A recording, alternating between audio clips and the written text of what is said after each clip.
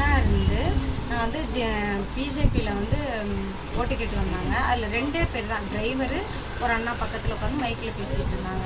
அவங்கள்ட்ட நான் போய் கேட்டேன், உரிமைகளை பற்றி பேசிகிட்டு இருந்தாங்க. பெண்ணுக்கான உரிமைகளை வந்து நாங்கள் இந்த ஆட்சியில் தான் கொடுக்குறோம், மோடி ஆட்சியில் தான் தரோம் அப்படின்னு சொல்லிட்டு இருந்தாங்க. இப்போ நான் கேட்டேன், ஏங்க நீங்கள் பெண்களுக்கான உரிமைக்குன்னு சொல்கிறீங்க, பெண்கள் வைக்கிற நாப்கின்க்கு கூட எதுக்கு இவ்வளோ ஜிஎஸ்டி போட்டு வச்சுருக்கீங்க? பெண்கள் சமைக்கிற எல்லா பொருளுக்குமே ஜிஎஸ்டி கடுகுலேருந்து அப்படின்னு நான் சொன்னேன். அதுக்கு அவங்க வந்து எவ்வளோ நீ உனக்கு வந்து காசு எச்சா இருந்தால், நீ பணக்காரங்களா இருந்தால் எவ்வளோ வேணாலும் நீங்கள் வாங்கிக்கலாம் அப்படின்னு சொல்லி சொன்னாங்க. அப்புறம் 1 தொட்டு 1 மக்களும் கேள்வி கேட்க ஆரம்பித்தாங்க. அரிசி ஒருத்தர் கேட்குறாங்க, ஒருத்தவங்க சிலிண்டர் கேட்டாங்க. மக்களில் ஒருத்தையாக நானும் கேட்டேன். ஆனால் எனக்கு அப்புறம் தான் எல்லாம் கேட்டாங்க. கேட்டு முடித்ததுக்கப்புறம் அவங்களுக்குள்ளே பேசிகிட்டு இருந்தாங்க. நான் வந்து கடைக்கு வந்துட்டேன். நான் சொன்னேன், ஒயின் ஷாப்பை பற்றி பேசினாங்க. அப்போ நான் சொன்னேன், ஒயின் ஷாப்பை விட இப்போ அதிகமாக இருக்கிறது இங்கே கஞ்சானால இளைஞர்கள் வந்து கெட்டு போகிறாங்க அப்படின்னு தான் நான் சொன்னேன்.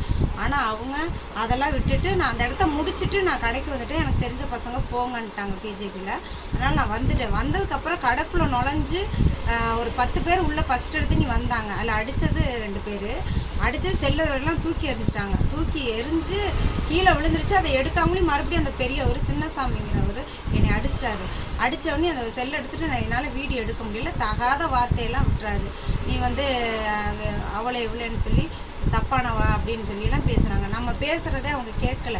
ஆனால் வந்து அவங்க தகாத வார்த்தை என்ன எதுக்குன்னு சண்டைக்கு வராங்கன்னே தெரியல. கேட்ட கேள்வி அங்கே மெயின் ரோடு.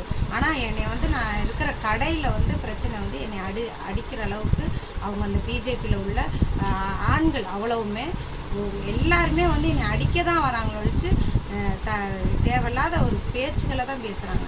அப்படி இருக்கையில் பெண்களுக்கான உரிமையை எப்படி நீங்கள் கொடுப்பீங்க அப்படிங்கிற கேள்வி தான் எனக்கு. இப்போ எனக்கே வந்து பாதுகாப்பு இல்லை. அதை பற்றி தான்